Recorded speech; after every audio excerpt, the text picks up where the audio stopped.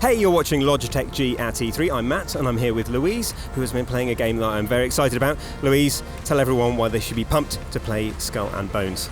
Skull and Bones is basically a giant pirate simulator, and it's not the first pirate simulator we've seen. We have seen Sea of Thieves relatively recently, but what's exceptionally exciting about Skull and Bones is that everything that you love from Assassin's Creed Black Flag, which is sailing around, using your cannons, in this beautiful open world. So it's less cartoony. You've got all these islands, you've got shipwrecks, and you've got other players, but not in the way of Sea of Thieves where everyone's out to get you. There are other ships out there, you've got missions to do, you've got shipwrecks to gain loot from. But what's really interesting about it is where Black Flag, I'm a big Black Flag fan, and when you went to go to your cannons, you had this lovely big white line that took you to the other ship. That's not a thing now. So if you want to hit someone with your cannons, you got to aim. If you aim for the sails, you'll slow them down. If you aim for the hull, you're going to sink them. So it's all about, you've got these little extra details. Another extra feature that you've got is down in the bottom part of the screen, you've got the mini map there, but what you've also got is where the wind is, and that's your most important thing. So again, a little like Sea of Thieves where you had to be in the wind, you've got this arrow coming down, and if you want to get across somewhere, you can't go straight there. You need to tack through the wind, you need to go in multiple directions just to get there. Otherwise, you can learn your ship lingo, you'll end up in irons with the sails flapping and you won't be anywhere. And you're going to have some sad pirates that are not going to be singing the right sea shanties. So you've got to head in the right direction. And it feels very tactile. There's much more thought behind it.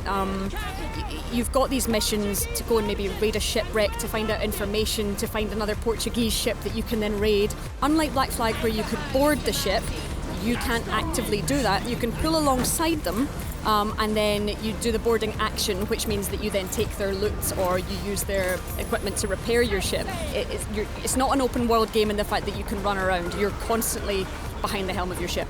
Okay, so all the stuff you said about wind and about the tacking and all this sort of quite technical stuff, does it still feel gamey, or is it actually quite hard to get a handle on that sort of stuff? It still feels really gamey, I think, because it's got its basis in Black Flag, and every naval Assassin's Creed game it's just taken that bit.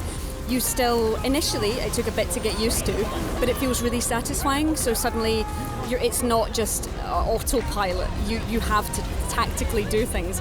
And another thing that I think really differentiates it from Sea of Thieves, you don't need another person on board your ship. You are one contained ship. So you can, with a press of a button, you can head up to the top of the crow's nest and you can view other ships. You can zoom in on those to find out what they're carrying, to find out what kind of ships they are, whether they're player ships or not. And one really fun thing was you can disguise yourself as another type of ship. So if you maybe wanted to get in, you wanted to get back somewhere to sell your stuff and you didn't want to be attacked on the way back, so you don't want to lose your loot, you would disguise yourself as a Portuguese ship. But the funny thing is, if someone wanted a Portuguese ship, they would then start sinking you. So there's all these interesting little bits about it.